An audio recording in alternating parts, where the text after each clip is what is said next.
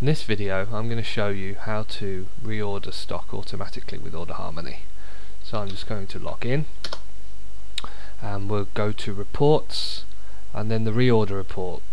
So the reorder report only shows you those items that you need to reorder. So we can see here the first row on this report is a generator. There's 105 in the warehouse, but 116 are allocated. That means that there's 116 being sold out of your stock. So obviously there's a shortfall there of 11, that we need to order at least 11 to be able to satisfy those orders. There's some more information here about each SKU. The minimum quantity is how many you've decided you'd like to keep in stock, and the reorder quantity is how many you must reorder at a minimum, and 0 is how many you've got on order right now. So we need to reorder these 3 items, and there's another couple of items here with similar situation.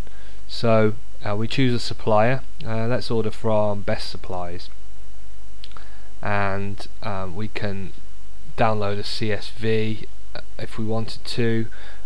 We can see the purchase orders that we already have open with this supplier, but basically to reorder these items, we'll select them and we'll reorder, and we get a pop-up saying there's an existing purchase order for this supplier. So we can add these items to that PO, we can create a new PO. So we'll create a new PO. Normally you'd probably only have one PO open for each supplier. So here's the new PO. We can see our new purchase order number. There's the supplier. We haven't got a reference with the supplier yet, but if the supplier gave us a reference number, we could type that in there to be searched for later on. We can see who created the purchase order, what date the delivery is expected. If we get some information from the supplier as to when that delivery is expected, we can store that information and then use that to predict when an order will be ready to send. So here's the lines on the order, on the purchase order. Here's some history about the purchase order, so we can see when it was created and who's done what to the PO. We can add a note to the purchase order for later reference. So we'll say created for a demo, and there we go, we've got a note that's stored against that PO. We can even upload files to the PO, which then gets sent to the purchase order supplier.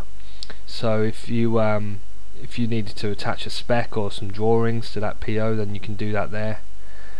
Anyway, this PO is now ready to go, so we'll open it, and it's now ready to send to the supplier. So we can email that straight to the supplier, just clicking that button.